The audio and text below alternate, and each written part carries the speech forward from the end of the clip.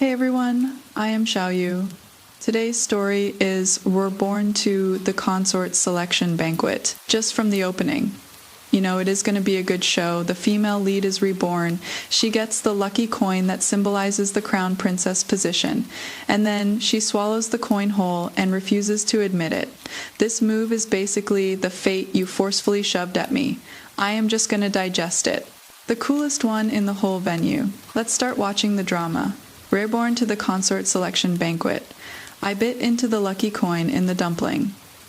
The empress noticed my strange behavior and asked with satisfaction, "Young ladies, who got the lucky coin?" I stared intently at the disappointed Xiaoyu and the displeased crown prince. I forced the copper coin down my throat.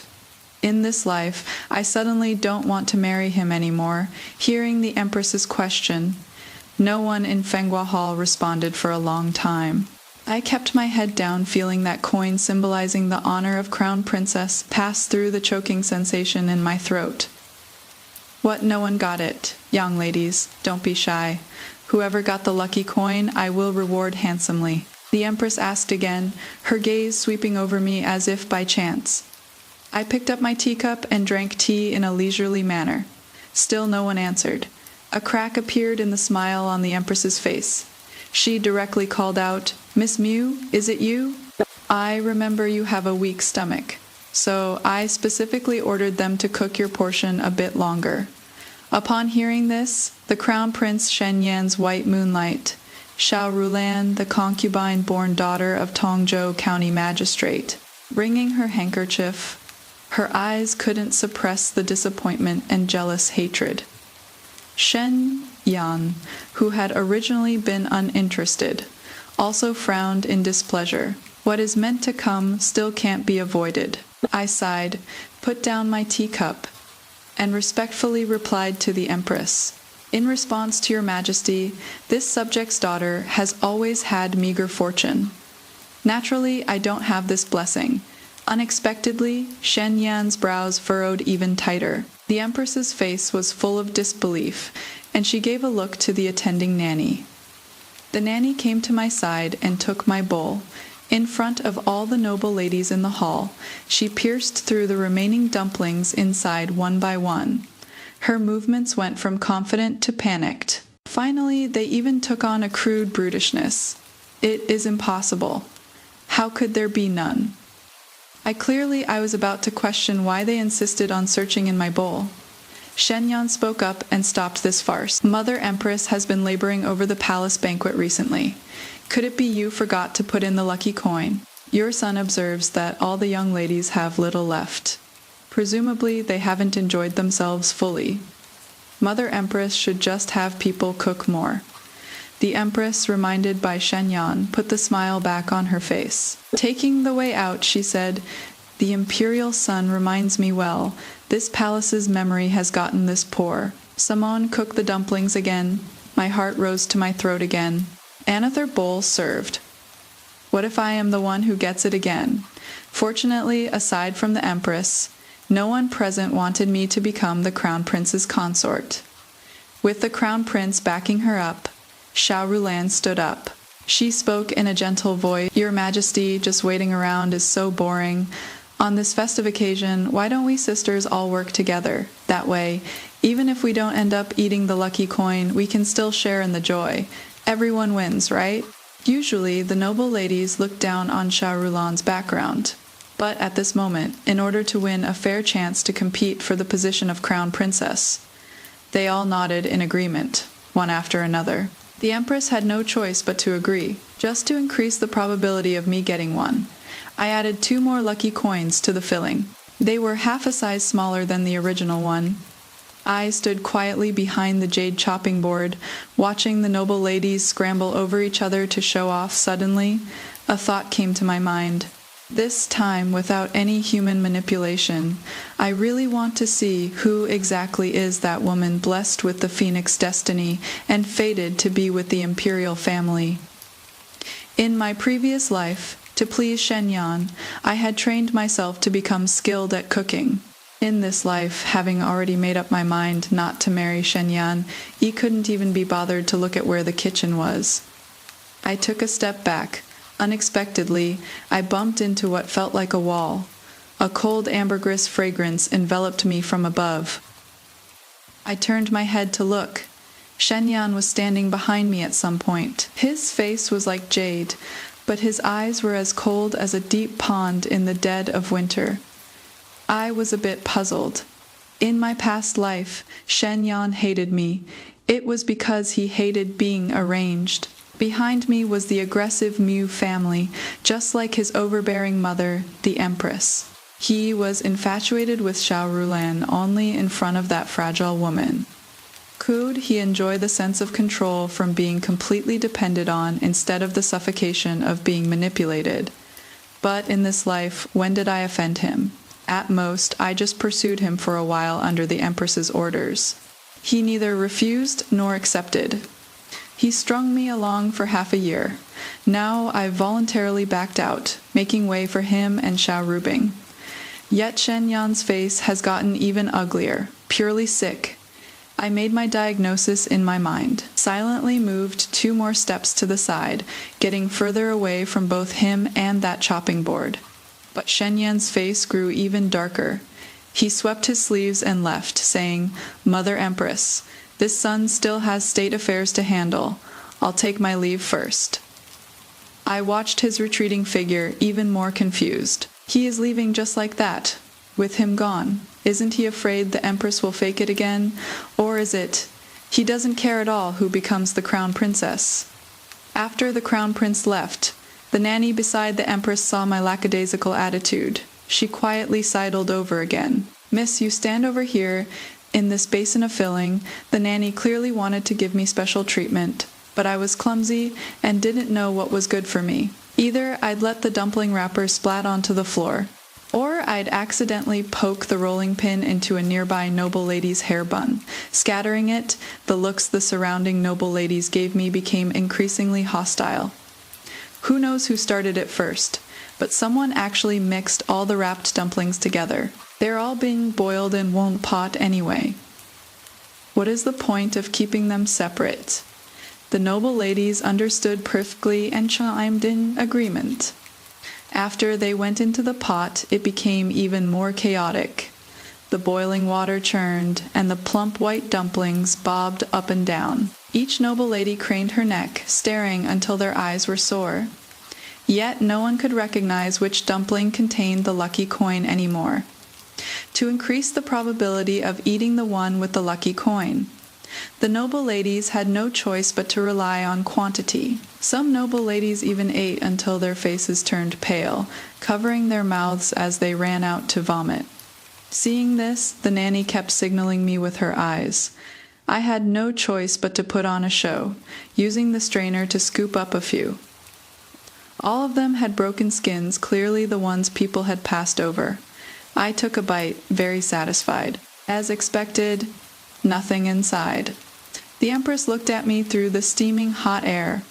Her expression really didn't look too good. I lowered my head and continued eating my crappy dumplings, acting like I saw nothing. Soon the pot of dumplings was empty, and the copper coin clinked as it fell to the bottom of the bowl. Xiaoyu stared at that bowl, her eyes reddening slightly, almost crying tears of joy.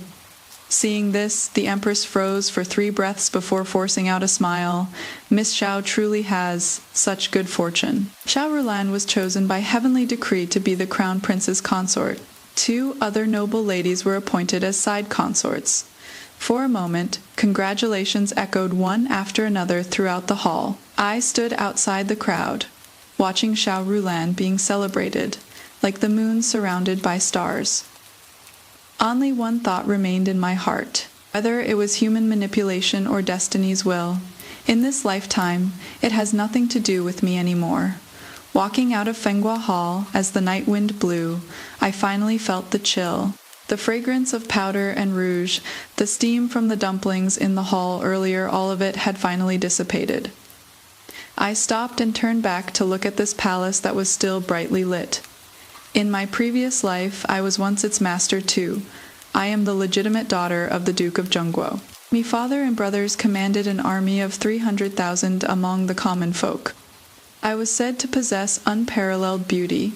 A wandering Taoist even divined that I was born with a phoenix destiny. At the consort selection banquet, the empress cheated to make me get that lucky coin. Shen Yan married me and secured his position as heir apparent. Later, he ascended the throne. I became empress, managing the imperial harem for him. Even after he secured his position as emperor, I convinced my father and brothers to hand over military power. I thought that was what it meant for husband and wife to be of one heart. I thought when he refused to close his eyes before dying, it was because he couldn't bear to leave me. Until the Grand Tutor's son, Shen Yan, brought over a pot of Phalaenopsis orchids. Said it was a relic from his late mother Xiaorulan's room. Shen Yan saw that pot of flowers, and only then passed away with a smile. I held that imperial succession decree and read it 3 times before I understood. Shen Yan passed the throne to Shi Yan. That child was his and Xiaorulan's. Back then, Xiaorulan failed to become crown princess. Shen Yan feared the overt and covert schemes of the harem would harm her. So he had her marry his trusted confidant, Grand Tutor Shi Daoyun. He schemed for half his life, putting his heart and soul into it, finally ensuring that what flows through Great Yong's imperial family from now on would all be his and Xiaorulan's bloodline, while me and my children all became whetstones for the new emperor. I stood outside Fenghua Palace, suddenly wanting to laugh. Mu Yu Yan. Oh, Mu Yan, that lucky coin you got in your past life wasn't a blessing at all. It was bait meant to swallow your Mu family whole, skin and bones. I wasn't selected, waiting for the carriage to leave the palace. Just as I stepped down the stairs, a tall, slender figure blocked my view. Shen Yan walked toward me, elegant as orchid and jade tree, noble and aloof yet. Somehow a trace of anger had crept into his brows. Greetings to your highness the crown prince. I subtly stepped back half a step. Shen Yan saw that I was deliberately keeping my distance, frowning. His irritation grew even worse. He didn't speak, just lowered his eyes and stared at me, as if trying to see through my soul. The next moment, Shen Yan suddenly raised his hand and gripped my jaw. His fingertips pressed hard, forcing me to tilt my head up. I opened my mouth in pain. Where is the lucky coin, Shen? Yan's deep eyes gazed into my mouth. His voice was very low. Where did you hide it? I was pinched so painfully by him, I could only mumble. This subject is not blessed enough. I didn't get one. Learn to lie now, Shen Yan scoffed, his thumb brushing past the corner of my lips. The next second, his slender, jade-like fingers suddenly plunged into my mouth. His fingertips scraped across my tongue, pressing against my palate, inch by inch, stirring and searching. Shen Yan's gaze grew even darker, tinged with a shadowy hue. This kind of look, I was all too familiar with it from my previous life. Could it be he was also reborn? My heart skipped a beat, and I struggled even harder. Shen Yan's strength was surprisingly great. With just one hand, he could prevent me from breaking free. He stared into my eyes, slowly leaning down. That face came closer and closer, so close I could see the desire in his eyes, so close that his breath fell upon my lips. Muyin Shen Yan spoke in a hoarse voice. Are you doing this on purpose? I turned my head away. His kiss landed on my cheek, missing its mark. Shen Yan wasn't annoyed. Instead, he let out a low chuckle. His other hand gripped my waist, pulling me closer bit by bit, pressing me seamlessly against him. What are you hiding from? Shen Yan moved to my earlobe, his voice so deep and heavy it seemed ready to drip. From primary consort to secondary consort, do you regret it? Does Shen Yan think I chose to become his secondary consort? If not in your mouth, then is it on your body? Shen Yan didn't give up, continuing to search for the lucky coin on my body. He released my jaw, but his other hand didn't move from my waist. Instead, it tightened. Through the fabric, exploring inward inch by inch, my whole body stiffened. In a moment of desperation, I shouted toward his back, Xiaorulan.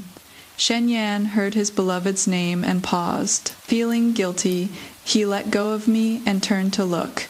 Behind him. There was no one. Not far away, eldest brother was driving the Mu family's carriage toward us. My heart gradually settled, meeting Shen Yan's eyes that were now tinged with anger after realizing he'd been tricked.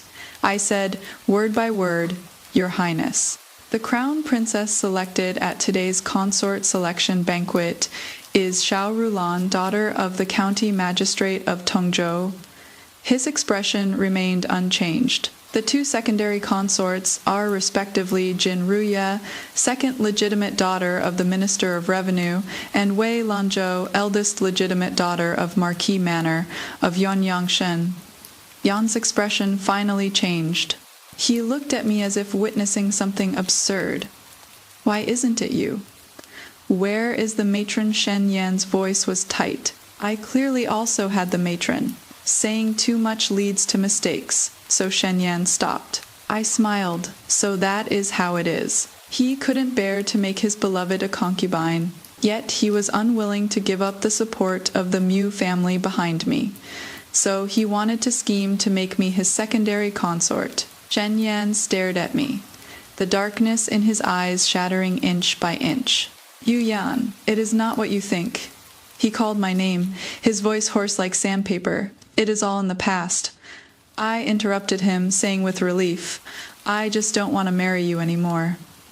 When I returned to the estate, night had already fallen deep. As soon as I entered the main hall, Mother came up and took my hand. News of being rejected traveled even faster than the carriage, Mother. I am fine. Father put down his teacup and looked at me. Yu Yan, what are your plans now? I don't want to marry the crown prince anymore. The entire room fell silent. Elder brother stared at me, saying hesitantly, Little sister, the way the crown prince looked at you today, it didn't seem like he has no romantic feelings for you. I understood the implication behind elder brother's words. Shen Yan is someone stubborn to the bone people, and things he has set his mind on. He won't let go of easily, but I don't like him anymore. I met elder brother's gaze frankly. If you don't marry the crown prince, who do you want to marry? Elder brother wanted to say more, but father raised his hand to stop him. Father's gaze was deep, yet his eyes revealed indulgence as he said, Yu Yan, just do as you see fit. Even if the sky falls, your father will hold it up for you. Mother squeezed the back of my hand hard, and mother too. Big brother also patted my shoulder. And you've got your brother. I looked at them, my throat tightening. In my previous life, for the sake of Shen Yan, I lost them one by one. In this life, I will absolutely protect this family. Tokay, I curved the corners of my lips, but my eyes felt a bit hot. Early the next morning, I entered the palace to meet the Empress. She seemed to have anticipated my visit. Holding my hand, she smiled intimately. Yuyan, your timing is perfect. The crown prince just came to petition this palace, asking this palace to request an imperial decree from His Majesty, granting you special permission to enter the Eastern Palace as Liangdi. Mi expression changed slightly. She thought I was dissatisfied with being ranked below Xiaoyu, the daughter of a mere 8th rank official's concubine. She lowered her voice to paint a rosy picture. Silly child, what does a position in the Eastern Palace matter? Once the crown prince ascends the throne, as long as you bear a son, this palace guarantees the position of heir apparent. I looked at the Empress. In my previous life, she had made the same promise too. My son was indeed made the crown prince as soon as he was born. But the moment he came into the world, he was carried into her palace. She raised him personally, doted on him, indulged him into being weak and incompetent, frittering away his time with cockfighting and dog racing, creating a distance between him and me and the Mu family. Indulged him to the point that when Shen Yan wanted to make his and Xiaorulan's son emperor, he had no power to resist. Not a single official in the entire court opposed it. I pulled my hand out of the Empress's grasp and knelt down. I beg your Majesty to rescind the decree. The Empress's smile froze. I knew she wouldn't let go easily. She had coveted the Mu family's military power for far too long. So I raised my head and stated the true purpose of this visit. This subject is willing to take the elder princess's place and go to Great Qi for the marriage alliance. The empress's face showed shock and uncertainty, nearly dropping her teacup. I continued, in recent years, there have been constant frictions at the border. If the princess refuses to marry, the neighboring country will surely be enraged. Once war breaks out, I paused. That battle in my previous life. Under my father and brother's command, Great Yang narrowly won in the end. But my eldest brother's body was obliterated, and father was left paralyzed in bed. This subject's mind is made up. I only ask for your majesty's approval. I lower my eyes and kowtow deeply. The empress remains silent for a long while. She recalls elder princess's tear-stained face, her gaze flickering. That is right, no matter how good Muyan's family background is, she is merely a subject's daughter. At worst, she can arrange for Crown Prince to take in a few more consorts from good families. But the princess, she only has one. You may return for now, the empress finally speaks. Let this palace think it over. The imperial edict comes down faster than I expected. His Majesty confers upon me the title of Princess Yongning to marry into an alliance with Great Qi unexpectedly. Father doesn't object. At night, I go to his study to find him under the lamplight. Father is examining maps. On the desk are stacks of memorials from the borderlands. Father looks up. I walk over and sit down across from him. I ask hesitantly, the Crown Prince of Great Qi, what kind of person is he? Father sets down the wolf hair brush in his hand and looks toward the window, as if reminiscing or as if weighing something. After a long moment, he scratches his head and says, "Hard to say, I was stunned. My father, who was invincible and omnipotent in my eyes, rarely showed such a confused expression. But for some reason, I always felt that father's tone didn't sound like worry. It was more like anticipation. I began preparing for my wedding. Although the palace would arrange everything according to the standards for the legitimate elder princess, my mother still wasn't at ease and insisted on doing it herself. That day, I was selecting fabric at a shop. A delicate female voice came from behind me. "Your Highness, this gold-threaded cloud brocade is truly beautiful. If Lanner could wear a wedding dress made from it, do you think it would look good?" Lanner looks good in anything. My fingertips on the satin paused. I turned around, and indeed saw two familiar faces. Xiaoyu stared at the fabric in my hands, her eyes gleaming. Shen Yan stood at her side, his gaze sweeping over indifferently. Seeing me, his brow raised slightly. "What a coincidence. Sister Mu is here too," Xiaoyu said with feigned surprise. "Little sister has never seen such beautiful red silk, sister. Could you let me have it, though?" she said that. But Xiaorulan's hand rudely reached for the fabric in my hands. My eyes turned cold. I said sarcastically, "Miss Xiao, don't tell me you have some special fetish. Otherwise, why do you always covet what is in other people's bowls?" I looked at Xiaorulan, whose smile had frozen. I said firmly, "But sorry, I can't give it up this time. This gold-threaded cloud brocade, I drew the pattern myself and had an embroiderer custom make it. If I give it to you by the time of my wedding, there won't be enough time to make another bolt." Shen Yan had originally looked displeased. Upon hearing this, a trace of hidden pleasure rose in his eyes. Muyan, Shen Yan spoke slowly. "That day you said you wouldn't marry me yet. Now you are already preparing your dowry so early." I frowned, but Shen Yan acted as if he hadn't noticed and approached me on his own. His eyes softened in a peculiar way. "When the royal family marries, naturally it follows the palace regulations. You don't need to prepare so early, moreover." Shen Yan paused, his gaze falling on the fabric I held tightly in my hands. He said pointedly, "You are entering the Eastern Palace merely as a Liangdi. You can't use such bright red. Better give it to Lanner." Shen Yan looked down at me, his expression obscure and unreadable. "Otherwise, don't blame me for charging you with the crime of overstepping your station." I raised my head and looked directly at him. Suddenly smiled. "Your Highness, when did I ever say I would marry into the Eastern Palace?" Shen Yan's smile faded slightly. Was my rejection last time not clear enough? Or is your highness hard of hearing? Then I might as well say it again today. I, Mu Yan, will only marry as a legitimate wife in this life, never as a concubine. Even if it were the current emperor, the answer would still be no, Mu Yan. If you don't marry me, who else could you marry? Shen Yan was so angry he laughed instead. Xiaoyu added fuel to the fire, Sister Mu. If you still want this position of crown princess, I'll give it to you. There is no need to say such spiteful things about not marrying His Highness.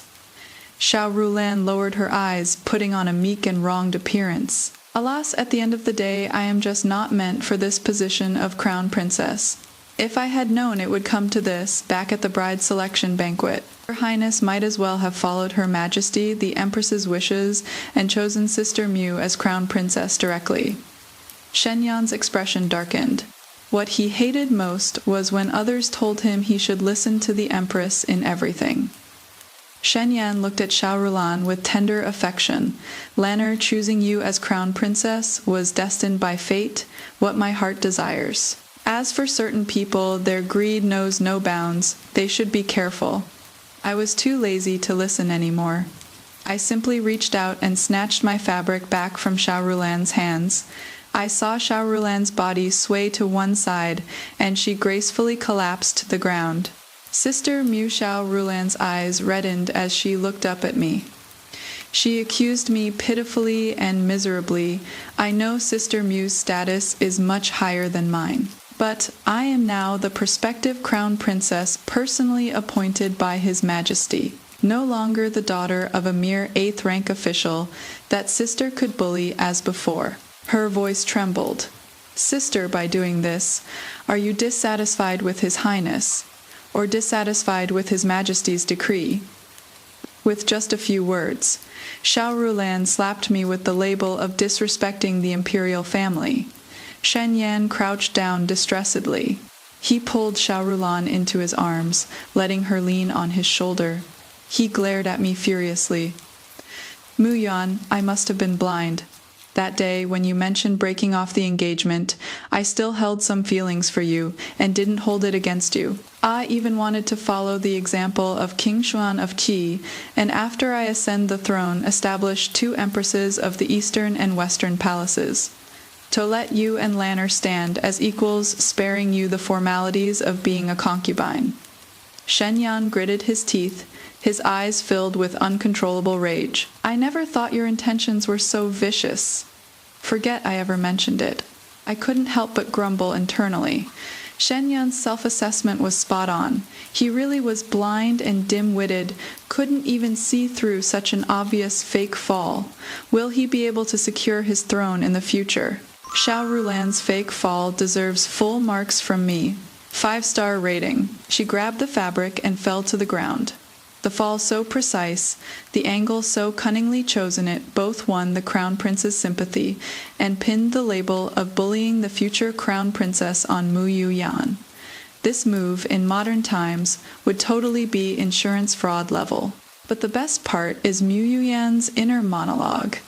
If he can't even see through such an obvious fake fall, will he be able to keep his throne secure in the future?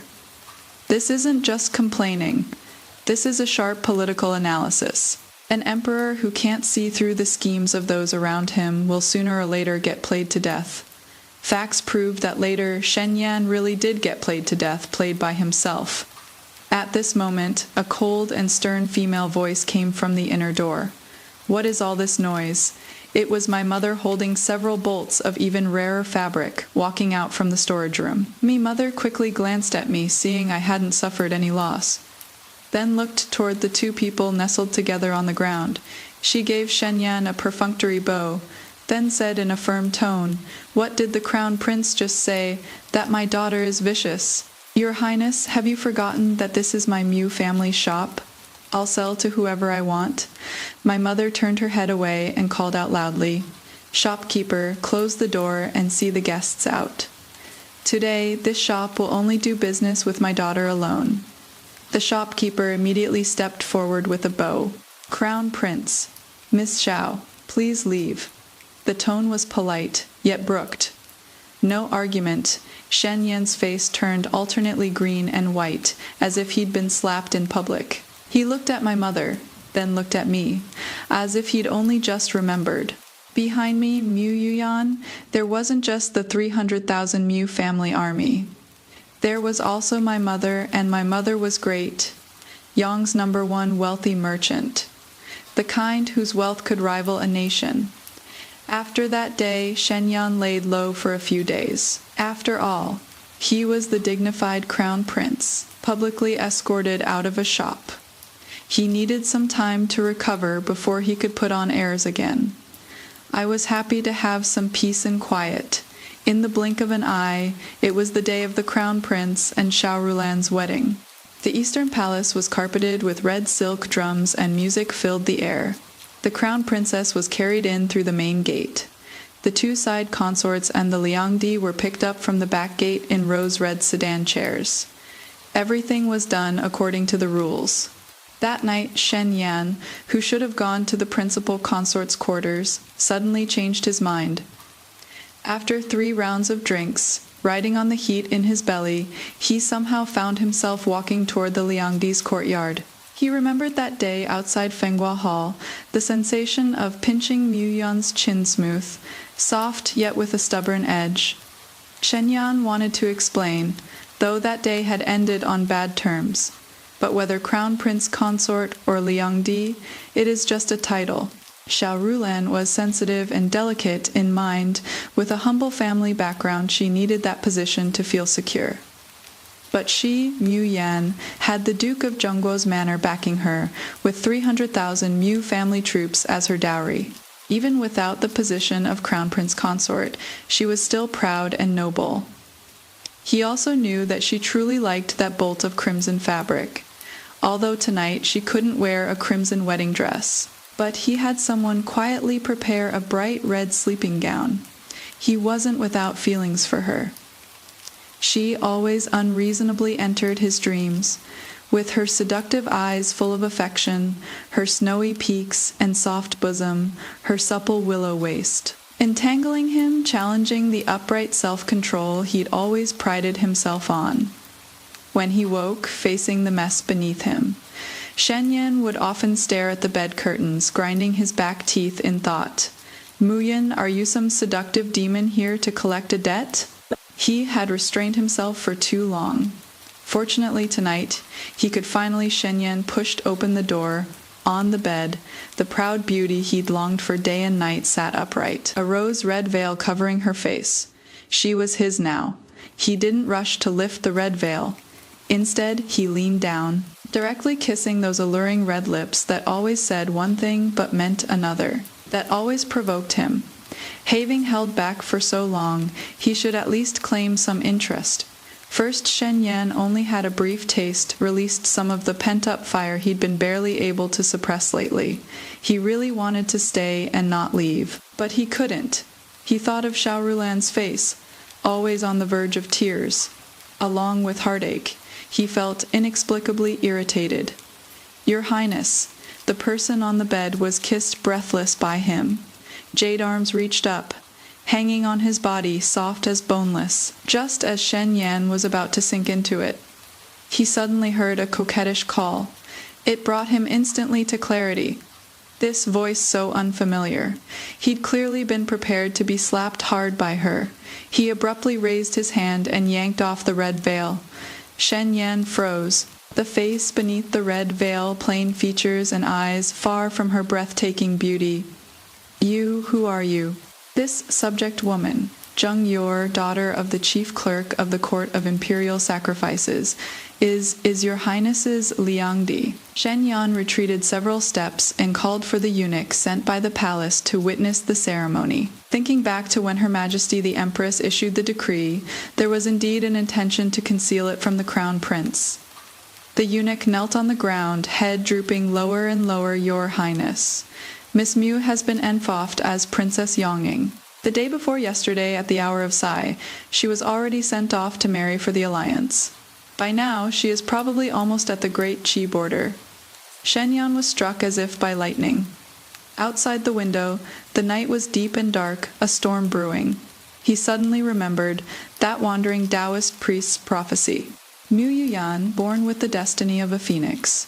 She was never waiting to be chosen by him. Rather, those who wish to obtain the world must first obtain her. Shen Yan stood frozen in place, feeling the panic of losing control for the first time in his life. I need to pause here for 3 seconds because this scene just completely overloaded my brain's CPU. On Shen Yan's wedding night, he bypassed his legitimate wife Xiaoyu to find who he thought was Mu Yuyan, only to lift the veil and find a stranger. This true fragrance warning hit way too hard. He used to despise Mu Yuyan for having the Mu family behind her, for not being docile enough, arranged for her to be a consort, and thought he was doing her a favor. Turns out even that consort position was quietly switched by the Empress. What is even more incredible is that only now does he realize born with the destiny of a phoenix doesn't mean waiting to be chosen by him. Shen Yan, your enlightenment came too late. Mu Yuyan is probably almost at the Great Qi border by now. What is the point of you having this epiphany here? This is what they call too clever by half ruins one's life. Lifting the veil only to grieve in vain. The day the wedding procession arrived at Great Qi, it was dusk. The horizon burned with clouds of red spreading layer upon layer, like a wedding dress torn to pieces and scattered across the sky. The curtain lifted, and I was helped inside. A red veil covered my eyes. I could only see the brocade carpet extending inch by inch beneath my feet. Nightfall, the tent flap dropped. Footsteps approaching from far to near. The red veil was lifted. In the instant, the candlelight dazzled my eyes. A handsome face burst into my vision, sword-like brows and starry eyes, lips holding a faint, almost imperceptible smile. Not the stiff coldness of Shen Yan. It was the sharp edge unique to young men not yet worn smooth, dazzling like the blazing sun just plucked from the battlefield, bright enough to outshine the candlelight filling the room. Having lived 2 lives, this was the first time I'd seen a man who could eclipse Shen Yan. "It is you." He too was stunned for a moment. Then he smiled. "You remember me?" Of course I remembered. 2 years ago, the Mu family army returned to court in triumph. I accompanied Mother to the city gate to welcome them, the entire street of common folk cheering. Young ladies boldly threw sachets, purses, handkerchiefs into the arms of the soldiers, casting fruits until carts overflowed. Among the troops was a young soldier who received the most enthusiastic greetings from the ladies. Only because his appearance was too striking, possessed by some impulse. I threw the purse I carried over to him. He caught it, across the sea of people. He glanced in my direction. I opened my mouth. Too many questions flooded my mind. I didn't know where to start for a moment. The person before me told me he is Yan Lin, the legitimate son of the late Empress of Great Qi after Mother Empress passed away. The Emperor of Great Qi doted on the enchantress consort Zhang, abolishing the legitimate heir to establish a concubine-born one. He concealed his identity and came to the Mu family army to gain experience, only hoping that one day he could personally kill that person to honor Mother Empress's spirit in heaven. Matter, do father and brother know about it? After hesitating, Yanlin nodded. Me heart pounded wildly. Father and brother are way too bold. How much must you trust someone to dare make such a bet? It wasn't supposed to be this soon. Yan Lin spoke up to explain. His voice was very soft, as if afraid of startling me, and also as if talking about the most ordinary little matter. But I heard that the marriage princess was changed to you, so I snatched back the crown prince position. Yan Lin stared fixedly at me, waiting for my reaction, waiting for my answer, waiting for me to digest all this. The light in his eyes, so bright it burned, so fierce. Like a wolf who finally waited for its master to come home. After a long while, seeing me silent, the light in his eyes dimmed for a moment. He took half a step back. The voice was so low it was almost inaudible. "Miss Mu, rest assured, I won't force you, if you are unwilling. So damn talkative. What a waste of that face. I'll never admit it, that day when the Mu family army returned triumphant to the capital, I was already lusting after him at first sight. It is just that back then, I still had the arranged marriage with Shen Yan hanging over my head. Once I had that desire, I no longer restrained myself. I stood on my tiptoes and kissed him directly. We children of the Mu family dare to reach out and take what we want.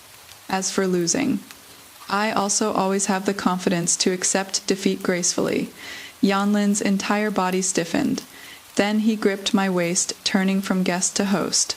When those dense, countless kisses fell, I finally understood his careful, tentative probing just now was merely the lying in wait before the hunt.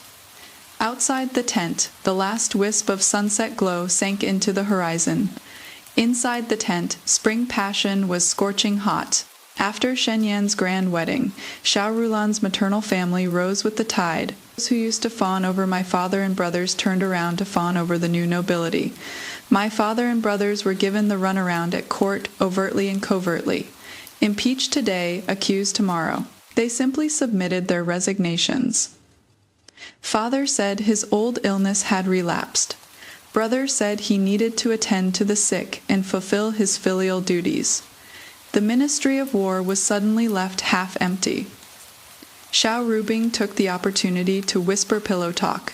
She seized all these important positions for herself and installed people from her own maternal family. Shen Yan couldn't withstand her tears and practiced nepotism. The work was handled worse and worse. In early summer, floods struck the south. Usually, it was my mother who led the donations for disaster relief. This year, my mother said she'd given away most of the family fortune as my dowry. Money was tight, and she couldn't spare a single coin. The Ministry of Revenue was stamping their feet in anxiety, and Shen Yan was also overwhelmed. Xiaoyu thought herself clever and proposed cutting palace expenses. She cut here and there and actually cut into the Empress's share. She took several precious medicinal ingredients from the medicine. The Empress took daily passed-off inferior goods as quality ones, replacing them with lower-grade substitutes of similar effects. The Empress's body was already weak, and after eating this for over a month, she suddenly vomited blood. She was unconscious for 3 days and nearly didn't wake up. Inside Fenghua Hall, imperial physicians knelt all over the floor. The Empress lay on the couch, pointing at Xiaoyu, her hand trembling with anger. Xiaoyu knelt on the ground crying, but her mouth remained stubborn. This consort only wanted to share your Highness's burdens. That divine physician clearly said the medicinal effects were all the same. The implication was that the Empress was too delicate. The Imperial Medical Department hastily distanced themselves. Your Majesty, please see clearly physicians have compassionate hearts. The authenticity and quality of medicinal herbs directly affects their efficacy. Even lives, such actions can be called scheming for money and harming lives. Seeing her completely unrepentant, the Empress nearly fainted from anger. Just recovered from illness, she wanted to strip Xiaoyu of her crown princess position. But somehow Shen Yan coerced her, and it ended up being dropped. In the end, they only stripped Xiaoyu of her housekeeping authority in the Eastern Palace and confined her for 3 months. When the news reached me, I was lying in Yanlin's arms eating oranges. Yanlin's hand reached over with distinct knuckles and calloused fingertips, clearly hands that could wield a blade butt. Right now, quietly peeling off the orange pith I didn't like to eat. I ate a segment from his hand. The corner of my eye caught the battle report spread out on the table. The borderlands Yanlin noticed my gaze and explained gently. I sent people to loosen the soil a bit. I paused mid-chew. To help your family vent some anger. He observed me cautiously, afraid I'd be unhappy about him taking matters into his own hands. I put on a stern face. Yanlin's hands peeling the orange stopped. His watery eyes looked at me, as if waiting for a verdict, not your family. I sternly lectured, "It is our family. In my past life, my Mu family was loyal to the sovereign and loved the country. Yet we ended up with a miserable fate of being cast aside after serving our purpose. In this life, I want to make Shen Yan understand. What my Mu family is loyal to has never been him, Shen Yan, but the people of Great Yong'an urgent report from the borderlands reached the Great Yong capital city, like cavalry from Great Qi had broken through 3 cities in succession. The emperor slammed the table and rose, urgently ordering the Ministry of War to counter the enemy, but couldn't mobilize anyone. Those who could fight were all at home recovering from illness. Xiao Rubing's maternal family, however, stepped up. As a result, in the very first battle, her father and brothers merely got their scalps grazed by arrows and became deserters, fleeing from battle back to the capital city. In the Golden Luan Hall, impeachment memorials fell like snowflakes. Shen Yan stood there, getting pelted so much he couldn't lift his head. That night, an unusual guest came to the Duke Zhengguo's mansion. When the gatekeeper came to report, father was eating his 8th bowl of rice. Without even stopping his chopsticks, he only said, "Let him in." Shen Yan had removed his crown prince attire and walked in wearing plain clothes. Standing in the hall, he seemed somewhat lonely. "Old General Mu, I beg."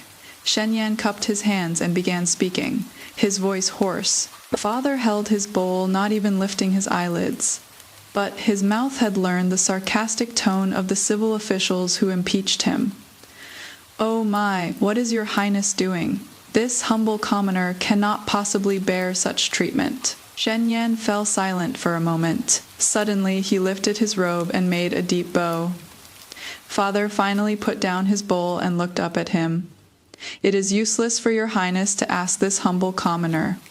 Right now, the one your highness should be asking is someone else." Shen Yan raised his eyebrows, willing to hear more. A cunning smile tugged at the corner of father's mouth. "However your highness came to ask this humble commoner today, go and ask this humble commoner's son-in-law to withdraw his troops the same way." Shen Yan's bent waist hung suspended in midair. Inch by inch, it turned ashen with defeat. Shen Yan's letter was sent along with the peace envoy delegation. But it bore his private seal. I opened it and read it. On the first page he was repenting, saying he actually loved me but was powerless to act otherwise. The aristocratic families were powerful.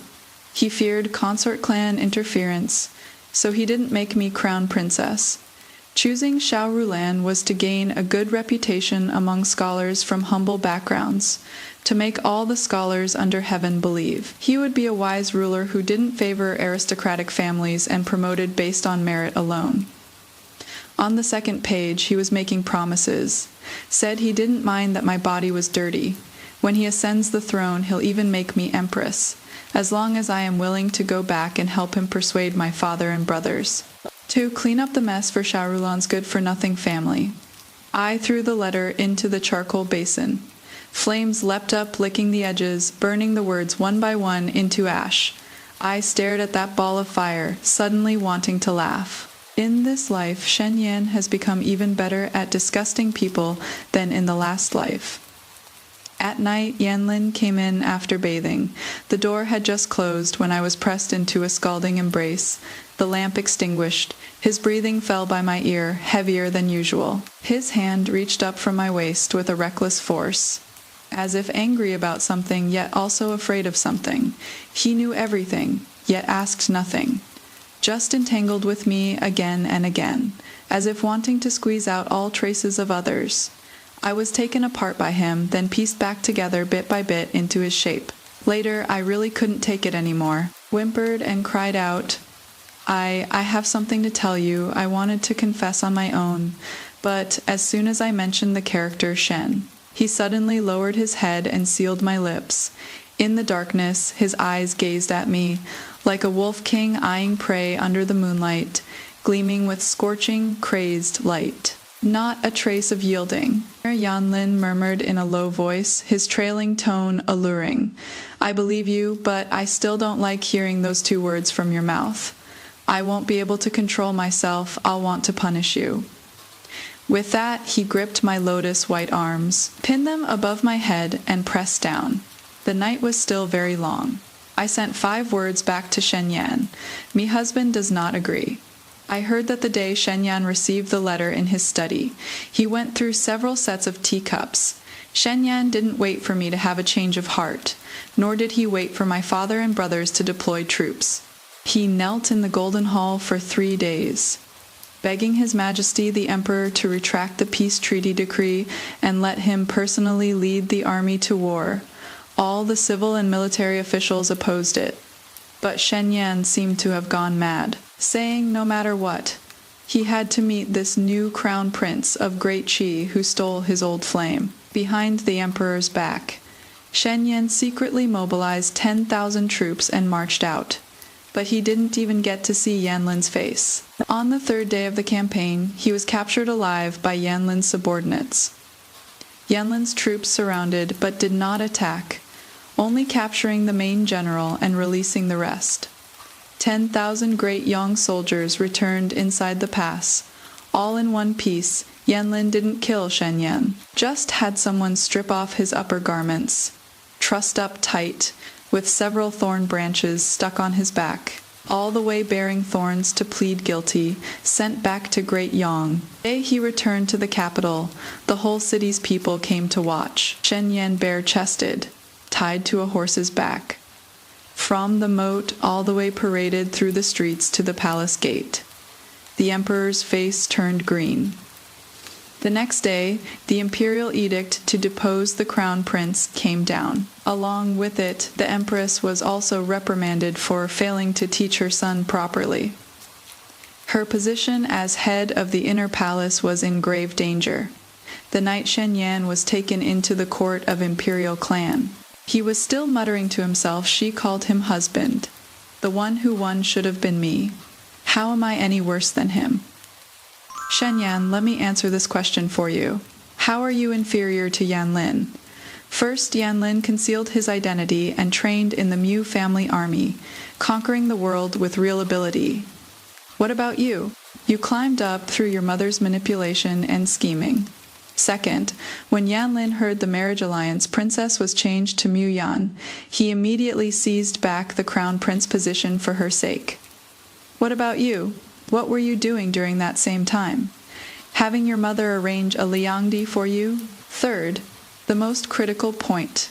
Yanlin says, I believe in you, while you say, this prince granting you a liangdi position is already a favor. Shen Yan, oh, Shen Yan, you didn't lose due to birth, didn't lose due to talent, you lost in vision. Yanlin treats Mu Yan as an equal partner while you treat her as a chess piece on the board. This match was decided from the very beginning. Yanlin brought me back to Great Yang to negotiate peace and to visit family along the way.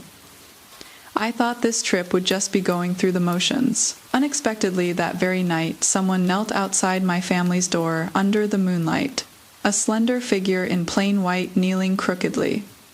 The woman's white gauze was thin and sheer, her waist's curves faintly visible, evoking pity.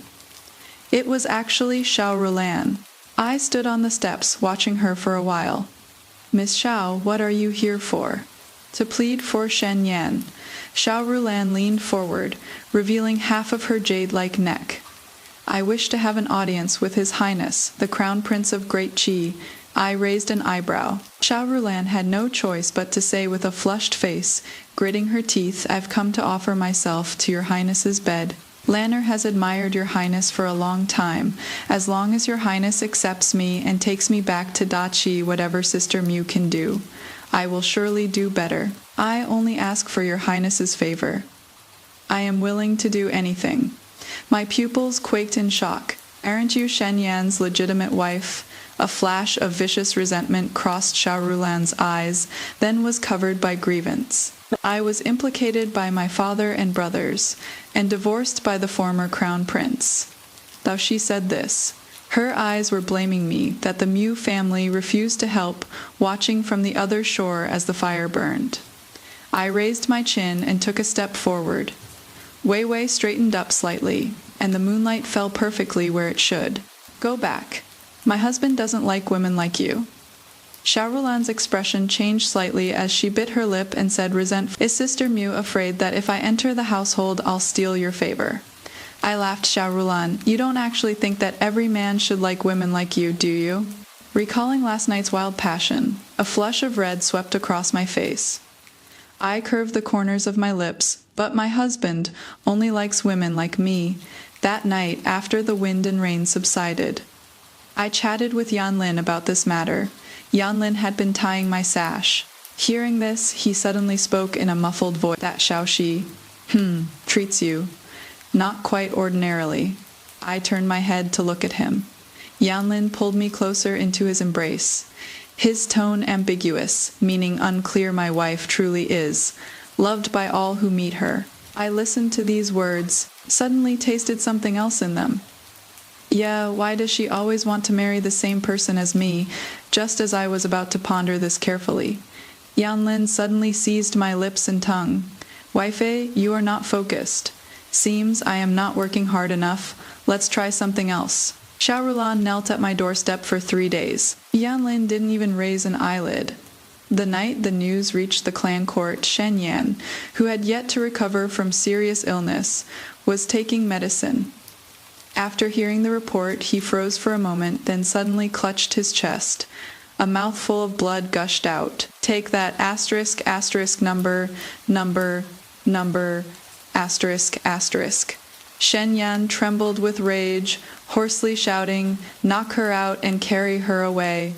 The day Yanlin and I returned to Great Qishen, Yan secretly followed us, one person, one horse, trailing from afar. When we set up camp at dusk, the sound of a zither came through the mountain wind. In the twilight, a thin figure sat cross-legged atop the mountain. A song that should have been tender and touching. Phoenix seeks phoenix. He played it with such piercing sorrow, like a dying phoenix wailing, repeating it over and over tirelessly. I already knew about Shen Yan coughing up blood, living for a glimmer of hope. Such a proud person he was, now reduced to this state. His spirit was gone, probably didn't have much time left. The zither sound continued. Yanlin walked to my side, expressionlessly raised his bow. Whoosh, the arrow shot through the air. The zither string broke. The music stopped abruptly. Yanlin tossed the bow to his guards. He picked me up and leapt onto the horse. That night, jealous vinegar jar Yanlin was unusually excited. I was in his fierce tide of passion, tossed and sinking, unable to form words for the next 20 years. Yang and Great Qi never violated each other's borders. The common people of the borderlands intermarry and trade with each other. Gradually, it is hard to tell which is Yang and which is Qi. The night my father's mourning period ended, Yanlin sat quietly with me. In his eyes, flames flickered. I knew what he was waiting for. At dawn, I finally nodded. That same year, the Great Qi army entered the Yang imperial city. Yanlin took my hand atop the city tower, looking down upon the myriad rivers. The colors were beautiful.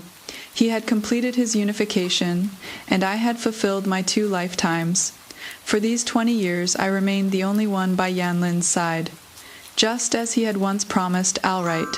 For this last part, I need to say a few words seriously. When Shen Yan played Phoenix Seeks the Phoenix on the mountaintop, mournful and wailing. Honestly speaking, in any other story, this scene could be a tear-jerking famous moment. But not in this story, because Phoenix Seeks the Phoenix is about seeking, and Mu Yan was never someone waiting to be sought. Throughout her 2 lifetimes, the most clear-headed thing she ever said was, "We children of the Mu family. When we want something, we dare to reach for it." She took the initiative to kiss Yanlin, took the initiative to request the marriage alliance decree, took the initiative to swallow that copper coin. Yanlin fought to reclaim the crown prince position for her sake, stayed faithful to her alone for 20 years, and finally held her hand as they stood on the city tower. That is what Phoenix Seeks the Phoenix really means. Shen Yan played the wrong song. This melody was never meant for you. Bearing thorns to plead guilty, bearing thorns and pleading guilty originates from records of the grand historian, the biographies of Lian Po and Lin Xiangru. During the Warring States period, the Zhao general Lian Po, out of jealousy that Lin Xiangru ranked above him, repeatedly made things difficult for him on purpose. Lin Xiangru prioritizing the nation's overall interests yielded at every turn. After Lian Po learned of this, he felt deeply ashamed, so he bared his upper body, carried Thorns on his back, and personally went to Lin Xiangru's residence to plead guilty and admit his mistakes. Later generations used this allusion to broadly refer to the act of voluntarily admitting mistakes to others, and sincerely apologizing, carrying a strong sense of self-abasement and repentance. Xiaoyu's interpretation, put simply, bearing thorns and pleading guilty, is ancient times' highest-tier public apology ceremony, not issuing a vaguely worded statement, not having someone deliver a message privately, but bearing your back, shouldering thorns, and kneeling down in public to say, "I was wrong." Yanlin using this allusion to deal with Shen Yan truly elevated humiliation to an art form. The mighty crown prince, the future heir, bound up completely, thorns stuck on his back, paraded all the way from the moat to the palace gate. This wasn't punishing him, this was letting the entire world witness with their own eyes just how unworthy this person was to stand in that position. And what is most brilliant is that Yanlin didn't kill him. This was even more ruthless than killing him because someone as proud as Shen Yan has to keep on living in that shame.